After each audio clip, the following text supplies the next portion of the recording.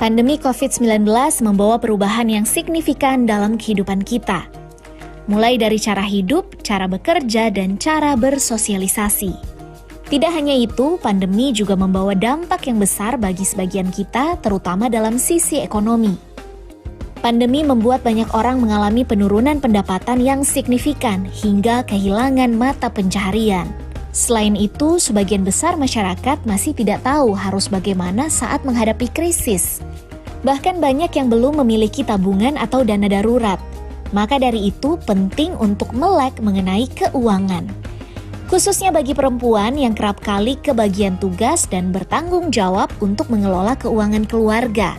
Tidak hanya soal mengelola keuangan keluarga, namun perempuan memiliki role atau peran penting dalam kehidupan kita, terutama keluarga. Mulai dari memastikan kelangsungan pendidikan anak, kesehatan keluarga, bahkan juga menjadi inspirasi di komunitas. Oleh karena itu, perempuan harus memiliki edukasi diri dan keluarga untuk menghadapi masa sulit. Hal inilah yang akan didiskusikan bersama Analisa Widyaningrum, seorang psikolog, dan juga Nuranisa Putri Matahari, selaku Senior Manager Community Investment Prudential Indonesia, dengan tema Women's Role in Challenging Time, edukasi diri dan keluarga untuk hadapi masa sulit, dalam My Mom, My Inspiration bersama Prudential. Hai teman kumparan, senang sekali saya Winda Dwi Astuti akan membuka talk show pertama dalam rangkaian acara My Mom, My Inspiration 2021. Teman kumparan, kalau dilihat suasana di belakang saya ini menarik sekali. Studio acara My Mom, My Inspiration kali ini menggunakan perpaduan warna pink, ungu, dan juga warna pastel lainnya. Tentunya pemilihan warna ini bukan tanpa sebab, tapi karena kami ingin agar suasana ini mampu mewakili kehangatan, cinta, dan kasih sayang yang tulus, sebagaimana yang umumnya diberikan para perempuan, khususnya para ibu di setiap harinya untuk keluarga dan orang-orang di sekeliling mereka. Dalam rangka memperingati Hari Ibu, saya pribadi tentunya berharap dan berdoa semoga seluruh perempuan di luar sana selalu diberikan kekuatan dan tentunya kepercayaan diri untuk menjalankan perannya dengan sepenuh hati, baik sebagai seorang perempuan, sebagai seorang istri, maupun sebagai seorang ibu. Bicara soal peran perempuan dalam keluarga tentu tidak akan pernah ada habisnya. Mulai dari menjaga kesehatan setiap anggota keluarga, mengurus anak dan suami, dan yang tidak kalah penting adalah mengatur keuangan bagi diri sendiri dan juga masa depan keluarga. Terlebih lagi di masa sulit seperti sekarang ini, seperti masa pandemi COVID-19 ini. Dan hal inilah yang akan dibahas dalam sesi talk show dengan tema Women's Role in Challenging Time, edukasi diri dan keluarga untuk hadapi masa sulit. Bersama Prudential Indonesia, Listening, Understanding, Delivering. Untuk membahas tema kali ini, tentunya akan lebih baik jika saya juga bisa berbicara langsung dengan ahlinya. Dan saat ini bersama saya telah hadir dua narasumber inspiratif, yaitu ada Mbak Analisa Widyaningrum, selaku psikolog dan juga CEO Analisa Personality Development Center atau APDC Indonesia. Dan juga ada Mbak Nuranisa Putri Matahari selaku Senior Manager Community Investment Prudential Indonesia. Selamat siang Mbak Nuranisa dan juga Mbak Analisa. Selamat siang semuanya. Mbak Winda, Mbak Nuri, Mbak Analisa dan Mbak Nuranisa. Kabarnya baik ya? Alhamdulillah baik. Alhamdulillah. Terima kasih sekali Mbak Nuranisa dan juga Mbak Analisa sudah berkenan hadir hari ini secara virtual untuk menyapa teman kumparan semuanya. Mungkin kalau misalnya mengawali obrolan hari ini ya, aku tadi sempat bilang di awal bahwa perempuan itu memiliki peran yang sangat penting, khususnya di dalam keluarga. Nah nyatanya kan sekarang kita justru dihadapkan dengan masa-masa sulit ya Mbak ya, seperti pandemi yang tentunya penuh dengan segala ketidakpastian ini. Aku yakin sekali Mbak Analisa dan juga Mbak Nuranisa pasti di sepanjang pandemi juga terus berusaha menyesuaikan diri dengan keadaan agar tetap bisa survive gitu ya. Meskipun kita sama-sama tahu bahwa ini bukanlah hal yang mudah gitu. Pertanyaan pertama nih yang paling ingin aku tanyakan ke Mbak Analisa dan Mbak Nuranisa sendiri nih ya. Sebagai seorang perempuan gitu, dengan berbagai kegiatan dan tanggung jawab yang dimiliki dan juga dengan segala rintangan yang dihadapi, bagaimana cara kalian supaya bisa tetap bertahan di situasi yang sulit seperti ini? Aku mau ke Mbak Analisa dulu. Ya, makasih Mbak Winda ya, senang banget bisa ngobrol di sini di Mama My Inspiration, Kumparan dan Prudensial. Menurut saya ini acaranya keren sekali. Salah satu cara saya bertahan nih, Mbak Nuranisa, halo salam kenal dan semua penonton Iya, terima kasih kepercayaannya. Saya rasa yang menjadikan saya hari ini bertahan dan kuat adalah dukungan dari para perempuan yang lain juga, termasuk orang-orang di sekitar kita. Kenapa? Karena saya sendiri merasa nggak bisa struggling dengan berbagai peran gitu ya, dan juga waktu. Ini pandemi luar biasa, bias antara waktu kita kerja sama ngurusin domestik itu jadi kayak barriernya tipis gitu ya Mbak ya. Dan yang membuat saya bertahan hari ini, saya selalu ingat alasan kenapa saya sebagai ibu, sebagai istri, sebagai perempuan keluar rumah berkarya, bekerja itu untuk apa? Itu yang saya selalu lakukan. Jadi tadi Bu Retno menarik sekali, eling, kalau kata orang Jawa tuh ingat. Yang membuat saya bertahan adalah saya mengingat why I do what I do. Setelah saya tahu alasannya kenapa, saya jadi semacam menemukan semangat untuk bisa bangkit kalau saya lagi drop, lagi down, psikolog juga manusia, dan bisa up lagi kalau saya menemukan support dari para orang-orang di sekitar saya, termasuk perempuan paling dekat dalam hidup saya, ibu saya, dan orang-orang perempuan-perempuan lainnya yang juga mendukung saya berkegiatan sampai hari ini. Begitu. Ya, luar biasa sekali ya Mbak Analisa ya. Tadi sempat dikatakan bahwa kekuatan yang dimiliki itu bukan hanya dari keluarga, tapi juga dari perempuan-perempuan di sekitar Mbak Analisa, kemudian juga dari ibu gitu, dan juga selalu eling ya Mbak ya, mengingat untuk apa sih kita melakukan sesuatu, itu penting sekali. Kalau Mbak Nuranisa Mbak, biasanya apa nih yang kamu lakukan untuk bisa tetap survive dalam masa krisis seperti sekarang ini? Iya, kalau aku sih tadi juga setuju sama Mbak Analisa. Jadi kalau masa-masa krisis seperti ini itu lumayan shock dan lumayan berasa ya perubahannya. Jadi kan semuanya juga harus di-manage dari rumah. Waktu pandemi kan benar-benar nggak bisa keluar rumah. Kita harus kerja juga dari rumah. Otomatis kan juga itu berdampak semua nih ke listrik dan air juga jadi meningkat nih ya. Terus kebutuhan-kebutuhan yang tadinya nggak butuh tuh kita jadi butuh nih. Jadi beli masker, disinfektan, di antiseptik semuanya gitu. Memang perubahannya cukup bikin shock, tapi balik lagi aku setuju juga sih tadi, kalau memang kita itu, aku sendiri banyak melihat contoh dari ibu saya juga, yang juga merupakan pahlawan ya dalam hidup saya juga. Jadi gimana dia itu benar-benar fokus ke keluarga, dan juga bisa support semuanya gitu. Jadi support system itu memang penting, tadi yang kayak dibilang Mbak Analisa.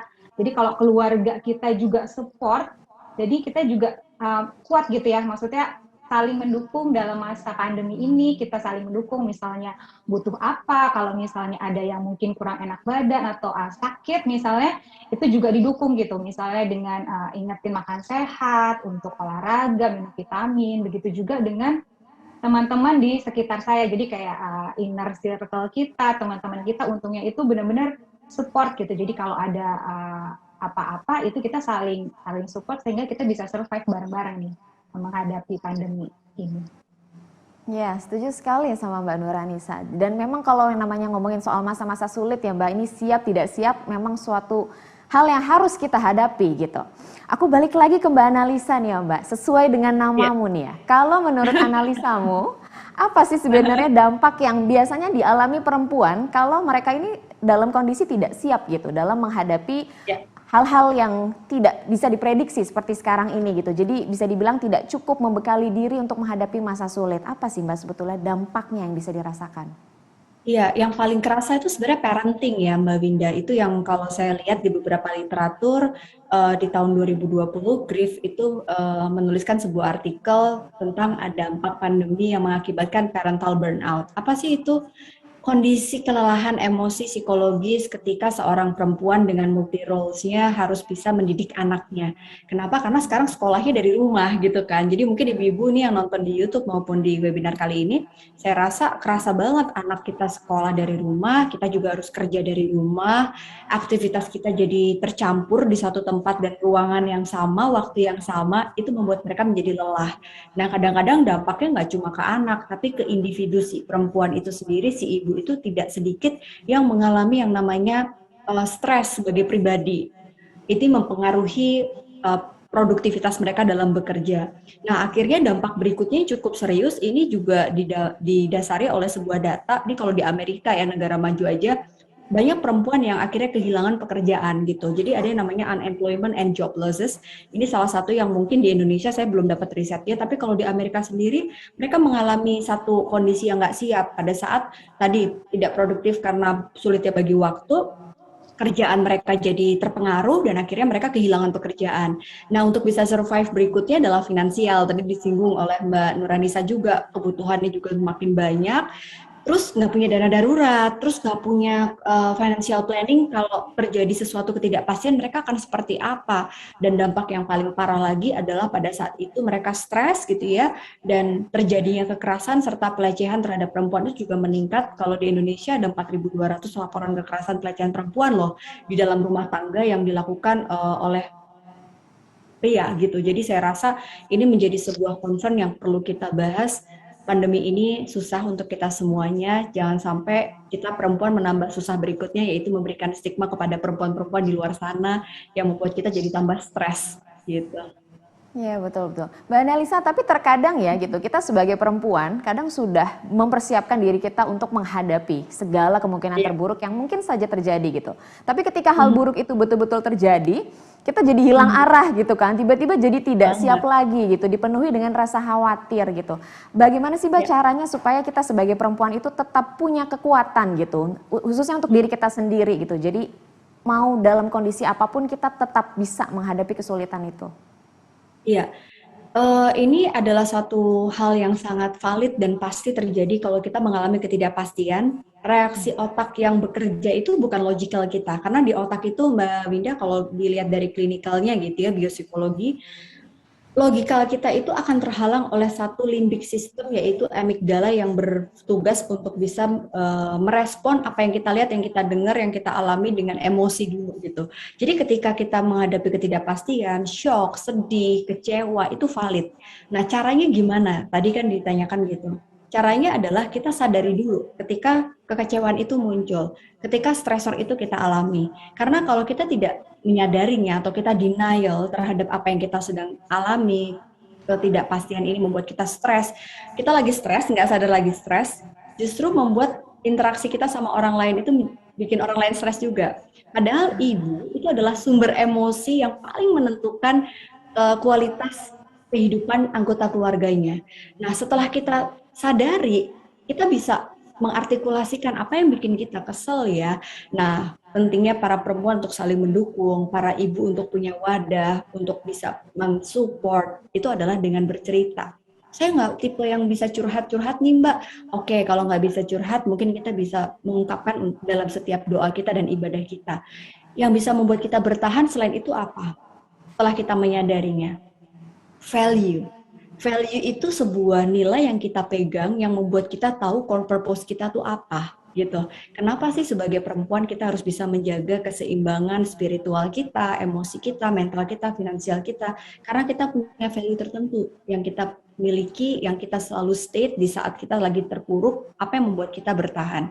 Sesimpel saya, kenapa saya harus bisa bertahan? Karena saya menyayangi keluarga saya menyayangi anak saya, orang tua saya, sehingga pada saat saya terpuruk, saya selalu mengingat mereka adalah sumber kekuatan saya. Jadi itu yang bisa kita lakukan dan yang membuat kita bisa melakukan sesuatu. Tidak menyerah dan pasrah, tapi berupaya maksimal dan berserah hasilnya.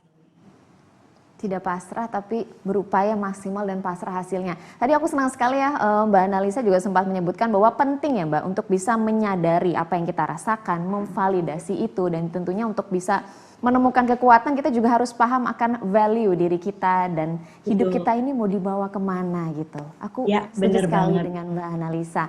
Oke, aku mau ke Mbak Nuranisa dulu. Tadi Mbak Nuranisa aku di awal juga sempat mention gitu ya bahwa selain masalah kesehatan, hal yang menjadi permasalahan perempuan saat berada dalam masa-masa sulit itu adalah masalah keuangan gitu.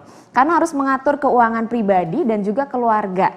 Nah ini menarik sekali Mbak, jadi sebetulnya untuk seorang perempuan cara apa sih yang bisa kita lakukan gitu ya supaya kita bisa tetap mengatur keuangan dengan baik di tengah masa-masa sulit seperti pandemi ini. Karena ini pasti jadi hal utama yang paling menantang ini di masa-masa sulit seperti ini.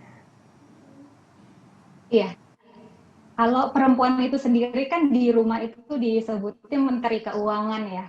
Jadi dia yang ngatur keuangan, keluarga. Jadi sebenarnya ini perannya itu cukup signifikan dalam menentukan masa depan keluarga itu sendiri, apakah nanti akan sejahtera atau malah kejeblos karena nggak bisa mengatur keuangan gitu.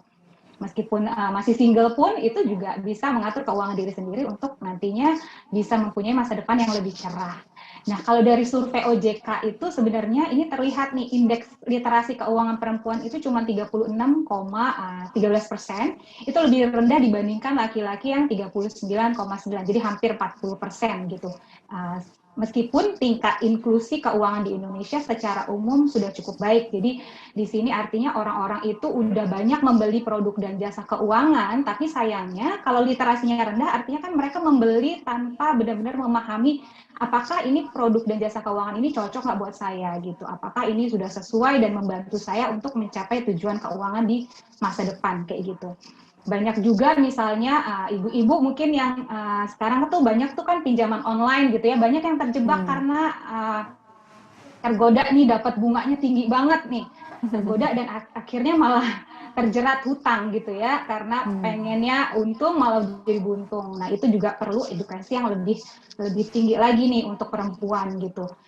Terus juga rendahnya literasi ini tuh benar-benar jadi perhatian kita nih di industri jasa keuangan juga untuk terus-menerus ngasih edukasi khususnya ke perempuan.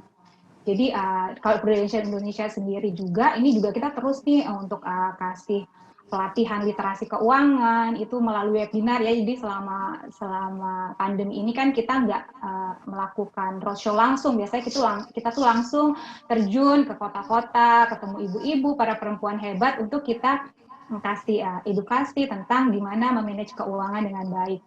Nah, tapi selama pandemi ini kita melakukannya secara online melalui webinar. Nah, penting bagi para perempuan itu untuk benar-benar bisa tahu nih sebenarnya kalau misalnya di kondisi pandemi ini apa sih yang jadi prioritas. Mungkin beda sama kondisi sebelum kalau kondisi normal gitu ya. Sekarang benar-benar harus nentuin prioritas. Jadi antara kebutuhan dan keinginan itu benar-benar harus dijaga gitu. Jangan karena kita pengen gitu, kalau mumpung sale, apalagi kemarin kan 12-12 gitu ya, banyak banget itu godaan-godaan sale gitu ya. Termasuk saya sendiri juga kalau misalnya dilihat itu kayaknya gampang banget tergoda. Cuman ya itu kita harus benar-benar nentuin mana sih prioritas kita gitu.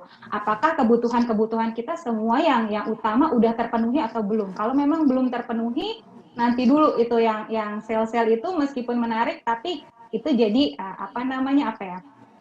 setelah semua kebutuhan terpenuhi, dana darurat udah ada, asuransi juga udah ada, apalagi pandemi gini kan kita nggak tahu kapan kena sakit, kapan kita harus dirawat di rumah sakit, dan kebutuhannya itu kan besar banget ya kalau misalnya sampai dirawat. Nah itu juga penting untuk kita punya asuransi yang bisa mengcover dan meminimalisir risiko kita gitu. Jadi dana misalnya tabungan anak sekolah jangan sampai kepake buat nanti kalau pada saat kita sakit seperti itu. Jadi itu sih yang penting untuk diperhatikan, untuk benar-benar ngatur prioritas, tujuannya apa, dan jangan juga tergoda yang tadi tuh kayak pinjol atau misalnya sale-sale itu kalau semua udah terpenuhi boleh gitu. Kita kasih self reward kan kalau sekarang istilahnya ya.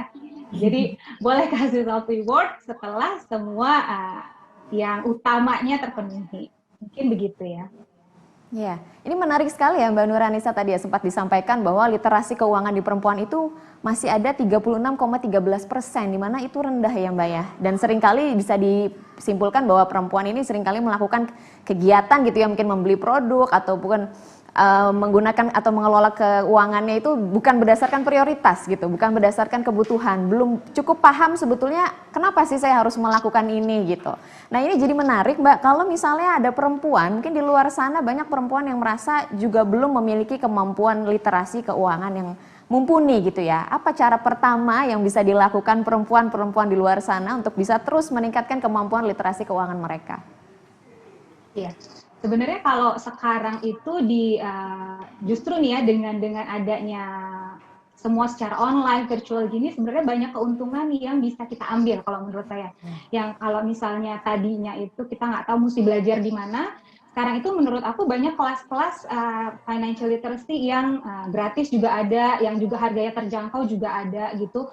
Jadi para financial planner juga kayaknya banyak bikin kelas, di YouTube juga banyak, dan juga dari Prudential Indonesia juga kita terus nih bikin kelas webinar untuk kasih edukasi ke para perempuan sebenarnya basic knowledge-nya apa sih untuk mengatur keuangan.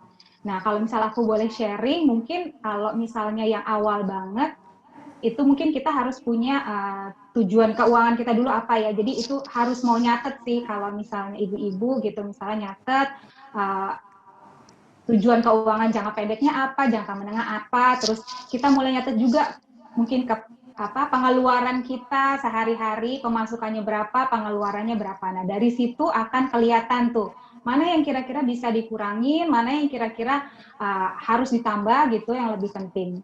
Nah, setelah itu udah bisa, nah baru kita mulai siapkan dana darurat. Kalau terjadi apa-apa, nah dana darurat ini jangan diutak-atik gitu. Jadi jangan dibuat belanja, jangan dibuat hal-hal yang tidak darurat seperti itu. Baru kita juga tadi harus punya asuransi untuk proteksi diri kita juga.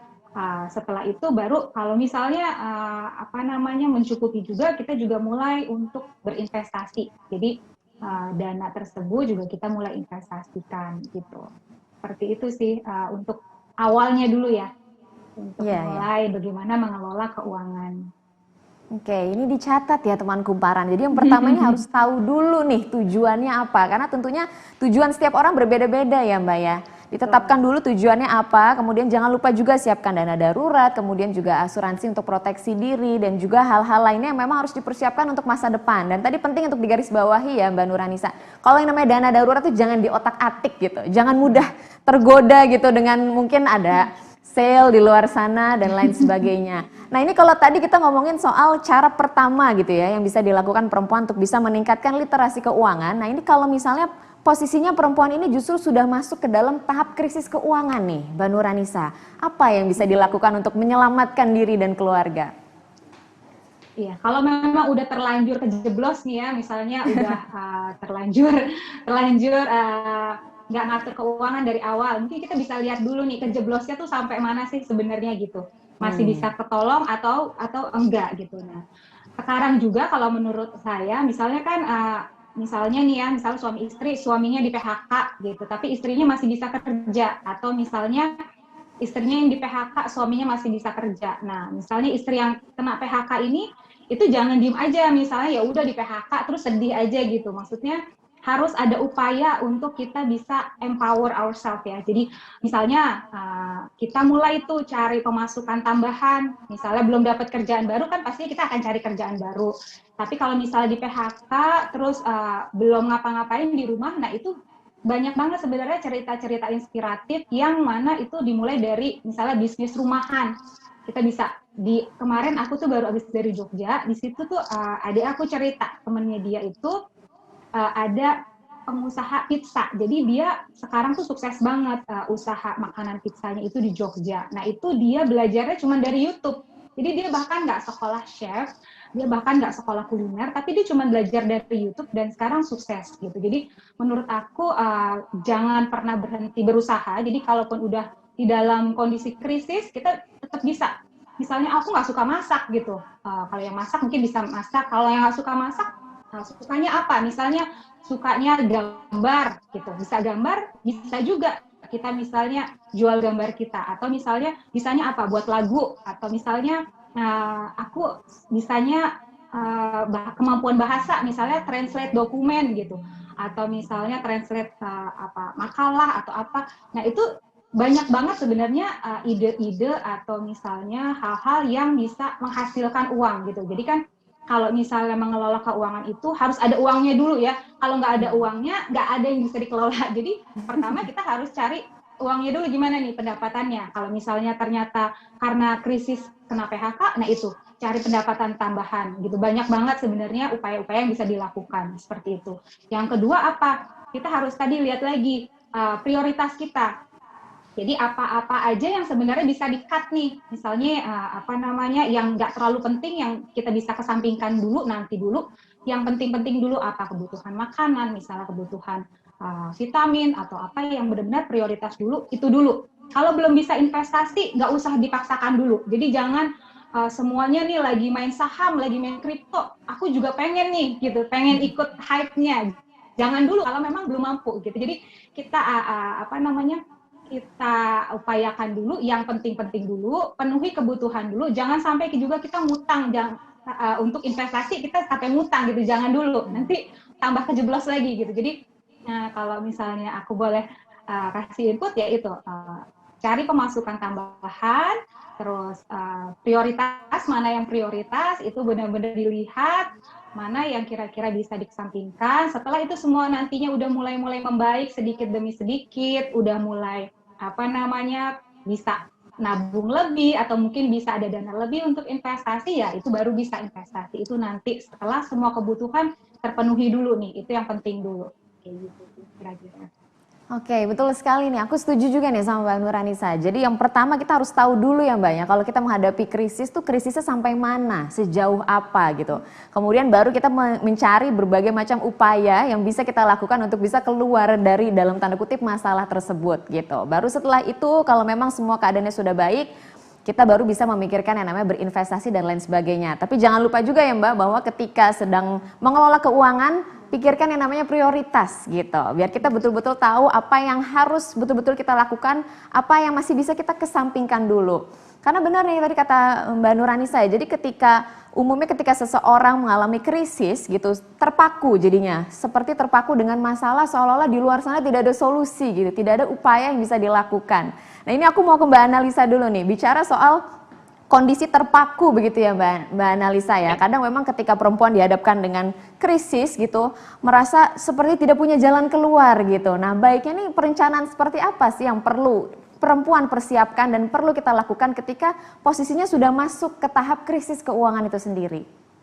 Ya, tadi sebenarnya sudah sangat lengkap sekali ya dijelaskan oleh Mbak Nurhanisa, tapi mungkin saya menambahkan bahwa ini akan terjadi pada semua orang. Ketika pandemi ini ketidakpastian itu nyata gitu ya, tapi kalau sudah terlanjur apa yang perlu kita lakukan?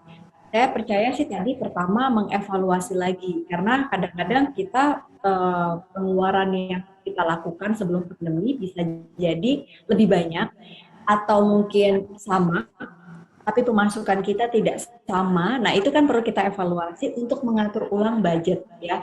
Mungkin saya di sini bukan perencana keuangan dengan background saya psikolog, saya sih lebih belajar sebagai salah satu ibu juga nih Mbak Nurhanisa gitu. Jadi melek tentang finansial juga, jadi belajar juga. Dan yang pasti sebagai perempuan kita harus membekali diri dengan ilmu. Jadi benar banget, sekarang itu banyak banget loh teman-teman untuk kita bisa pelajari, bisa kita tahu gitu kan. Kalau kita mau belajar sesuatu, jangan sampai cuma karena FOMO atau fear of missing out yang tadi, aduh semua lagi pada main saham nih gitu, aduh semuanya lagi pada ini. Kan setiap orang itu tahapan dalam keuangannya itu berbeda. Mungkin bisa jadi di satu keluarga dia belum saatnya. Mungkin dia masih ada cicilan yang panjang gitu ya. Atau mungkin dia belum punya kemampuan lebih untuk berinvestasi gitu. Jadi bisa mengevaluasi, mengatur ulang budget. Dan yang ketiga adalah pada saat Anda mengalami krisis, ya realistis. Apa yang bisa kita jual? Gitu, apa yang bisa kita jual dan hindari pinjaman-pinjaman yang sifatnya cicilan. Itu yang saya alami juga gitu. Dan pada saat kita sudah benar-benar memperbaiki, saya rasa tuh penting untuk kita menahan diri di dalam kondisi pandemi, untuk menahan, susah sih menahan lifestyle gitu ya, tapi tingkatkan income. Itu gimana tuh Mbak? Jadi lifestyle ditahan, income-nya ditambahin. Karena apa? Karena sekarang nggak ada yang tahu loh. Kita pikir pandemi udah selesai, ternyata ada Om Imron datang gitu ya, yang nggak tahu sampai kapan. Jadi saya pengen para perempuan di seluruh Indonesia, khususnya ini acara yang sangat baik gitu ya, dari Prudensial dan juga Kumparan, sangat penting kita itu sebagai pengendali dari katalisator ekonomi negara kita. Karena sekalinya ada satu menteri keuangan dalam keluarga yang tidak bijak menggunakan atau mengatur keuangannya, satu krisis keluarga ini akan membuat krisis ekonomi yang semakin luas lagi. Nah, semua itu dipengaruhi oleh apa? Kesehatan mental. Poor mental health akan membuat kita sulit untuk bisa punya finansial yang sehat. Dan sebaliknya, finansial kita yang nggak sehat akan membuat mental kita juga jadi nggak sehat. Jadi ini saling berkaitan.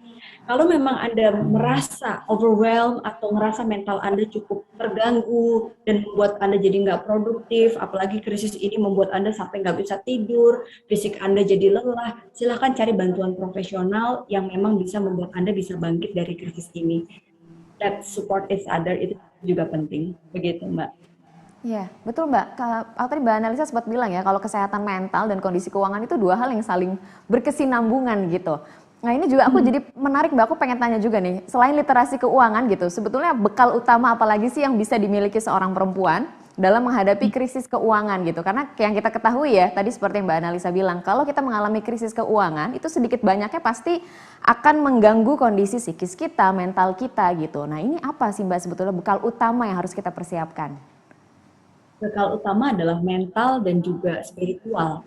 Jadi kalau saya lihat mental kita harus kuat loh menghadapi pandemi ini, terutama di era medsos ya.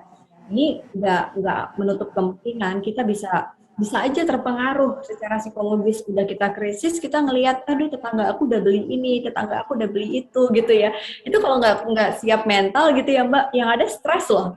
Karena berapapun yang kita dapetin jadi nggak pernah merasa enough gitu.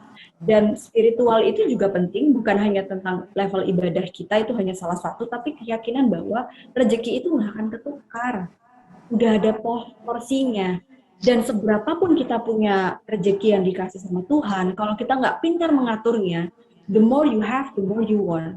Kita pengen terlihat kaya, padahal sebenarnya itu semu. Yang benar adalah mencapai kekayaan. Nah, kenapa butuh adanya asuransi? Kenapa butuh adanya investasi? Karena kita akan mencapai kekayaan, bukan cuma kaya yang dilihat dengan barang mewah yang kita punya, yang kita bisa pamerin di medsos gitu. Itu yang saya rasa tuh sangat penting gitu.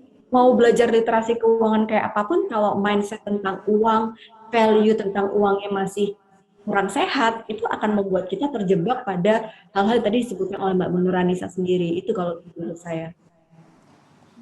Oke, ini jadi penting ya, bekal sebagai seorang perempuan gitu ya Mbak Analisa ya, baik bagi diri sendiri maupun sebagai pilar di keluarga itu adalah mental dan spiritual. Itu dua hal yang memang harus selalu menjadi fokus utama dalam hidup kita juga gitu. Nah, aku mau beralih sebentar ke Mbak Nuranisa nih. Tadi kita kan juga sudah membahas ya Mbak soal pentingnya perempuan itu memiliki literasi keuangan. Dan bagaimana caranya supaya bisa tetap bertahan di tengah kondisi keuangan yang sedang tidak bersahabat gitu. Nah ada nggak sih Mbak tips dan trik bagi teman kumparan, khususnya perempuan di luar sana untuk bisa mengatur keuangannya dengan cara yang lebih baik lagi? Tips dan triksnya, kalau tadi sih sebenarnya udah sempat di-share juga ya, untuk mengatur keuangan lebih baik lagi. Mbak Analisa juga tadi sudah menambahkan. Intinya sih tadi mungkin aku bisa ulang lagi. Jadi kalau dari webinar yang kita lakukan oleh Prudential Indonesia, kita selalu bilang pertama tentukan tujuan kita tuh apa gitu. Tujuan orang kan macam-macam ya. Jadi tujuan jangka pendek, apa mau jangka panjang atau jangka menengah, itu kita tentukan dulu tujuannya. Dari kita menentukan tujuan, dan kita bisa mulai merencanakan keuangan kita. Kita bisa mulai atur prioritasnya itu bagaimana, terus kita bisa mulai juga memilih instrumen investasi untuk mencapai tujuan itu. Misalnya tujuan jangka pendek atau menengah mau liburan, dan kita harus pilih instrumen investasi apa nih untuk liburan itu. Kalau jangka panjang mungkin untuk misalnya ada yang mau naik haji, atau mungkin bisa mau renovasi rumah, atau mungkin anak kuliah gitu ya. Nah itu kita bisa ambil instrumen yang juga bisa untuk investasi jangka panjang. Jadi dari tujuan, tentukan prioritas, juga kebutuhan dan keinginan itu juga harus dipisahkan. Nah, jangan lupa juga itu untuk selain tadi juga menentukan prioritas dan tujuan, jangan lupa juga untuk ada asuransi dan juga ada investasi yang pemilihannya itu tepat, seperti itu. Jadi kalau misalnya kita udah memahami itu, kita bisa merencanakan keuangan dengan lebih baik lagi. Itu aja sih basicnya sebenarnya. Ya, setuju sekali. Jadi itu tadi juga sudah dirangkum oleh Mbak Nuranisa. Jadi bagi para perempuan di luar sana, baik bagi diri sendiri maupun keluarga, untuk meningkatkan literasi keuangan tadi harus dievaluasi dulu, kemudian ditemukan upaya yang tepat dan cari prioritasnya seperti apa supaya kalian semua bisa mengelola keuangan dengan lebih baik lagi. Kalau dari Mbak Analisa, mungkin ada cara-cara khusus Mbak buat perempuan supaya akhirnya mampu menghadapi masa sulitnya dengan pikiran, hati, dan perilaku yang tepat? Iya. Memanage emosi dan stres itu penting sekali ya Mbak, karena saya rasa satu lagi kesulitan membagi waktu. Misalnya nih, saya mau nambah income Mbak, pengen punya usaha sampingan di rumah, tapi kita nggak bisa memanage waktu kita dengan baik, sehingga nggak ada waktu rasanya. Padahal mau Bu Retno pun punya 24 jam gitu ya. Saya juga iya, Mbak Nuranisa juga, Mbak Winda juga, semuanya itu punya 24 jam. Gimana kita bisa membagi waktu itu dengan baik. Dan membuat prioritas itu juga menjadi penting, tidak hanya secara finansial, tapi kegiatan kita. Artinya harus, bukan berarti porsinya harus seimbang, tapi bagaimana kita punya satu tujuan-tujuan yang mau kita capai dan support system yang bisa mendukung gitu. Karena kebanyakan nih ya Mbak, perempuan itu yang bikin stres adalah kita tuh BM, banyak maunya, pengen ngelakuin ini, pengen ngelakuin itu, tapi nggak sanggup dengan hal-hal detail yang membuat kita semakin stres gitu kan. Nah, membagi waktu itu juga butuh untuk yang namanya apa ya, tadi kalau self reward, kalau saya bilang ini self compassion. Kita juga harus punya waktu untuk diri sendiri yang membuat kita itu ibaratnya nih ya, gelas. Setiap hari kita tuh mengisi energi untuk anak kita, pagi-pagi bangun buat suami gitu ya, bikinin teh, terus sarapan, anak sekolah, nanti bisa siapin meeting buat kantor. Udah nih ketemu orang banyak, kita lupa nih ngisi waktu buat diri sendiri, walaupun cuma setengah jam, 1 jam, kita terkoneksi lagi sama diri kita, punya hobi, hal yang menyenangkan. Itu beda banget. Kenapa? Karena gelasnya udah kosong, kita tetap ngisi buat orang-orang di sekitar kita gitu. Dan akhirnya fisik kita yang nggak kuat. Jadi kesehatan fisik ini juga sangat penting untuk kita jaga supaya para perempuan juga tetap sehat secara mental, secara fisik, secara finansial, dan jangan pernah merasa bahwa Anda sendirian. Jadi kalau memang Anda butuh berbagi, butuh untuk cerita, butuh untuk mendapatkan dukungan. Nah, para perempuan ini juga kita harus saling mendukung satu sama lain. Ya, ini sebetulnya sejalan ya dengan yang tadi disampaikan Mbak Nuranisa ya, mengetahui prioritas. Kalau dari sudut pandang Mbak Analisa juga, karena ketika perempuan mengetahui prioritas, itu juga bisa meminimalisir rasa stres ya, yang seringkali dialami perempuan. Karena biasanya perempuan banyak mau, itu betul Mbak. Dan jangan lupa untuk teman-teman semua juga, tadi penting sekali Mbak Analisa bilang, perempuan jangan takut sendiri. Kalian tidak sendiri dan tentunya kalian punya sumber kekuatan di sekitar kalian. Wah, ini baru talk show pertama aja rasanya udah seru banget. Dari tadi kita ngomongin soal keuangan karena memang itu pengaruhnya juga bukan untuk hal-hal yang terlihat saja ya, tapi yang tidak terlihat gitu. Dari sisi mental, dari psikis kita dan hal-hal lainnya yang sebetulnya ini juga saling berkesinambungan dengan masalah-masalah hidup lainnya. Tentunya terima kasih sekali untuk Mbak Analisa dan juga Mbak Nuranisa atas waktu dan sharingnya hari ini. Mudah-mudahan semua hal yang tadi kita bicarakan bersama bisa sampai ke teman kumparan semua, khususnya untuk para perempuan. Karena sudah waktunya nih untuk para perempuan mengedukasi diri dan juga keluarga untuk bisa bertahan menghadapi masa-masa sulit. Terima kasih Mbak Analisa dan Mbak Nuranisa. Sampai bertemu lagi di acara kumparan selanjutnya. Selamat siang, sampai jumpa kembali. Selamat siang, terima kasih. Terima kasih. Terima kasih sudah. Terima kasih Mbak Analisa dan Mbak Nuranisa dan juga terima kasih untuk semua teman kumparan yang sudah menyaksikan sesi talk show kita hari ini. Namun pastikan bahwa kalian tidak beranjak kemana-mana karena hari ini adalah hari pertama dan tentunya masih akan ada banyak sekali talk show yang dihadiri oleh narasumber-narasumber inspiratif di bidangnya. Aku kasih bocoran ya bahwa setelah ini akan ada Fasti Nabila, akan ada Prita Gozi hingga Zaskia Adiameka. Tentunya dengan pembahasan yang tidak kalah seru. Saya Winda Dwi Astuti, terima kasih atas perhatian seluruh teman-teman kumparan dan kami pamit undur diri. Saya kembalikan lagi ke rekan saya Inayu dan Kamal. Silakan.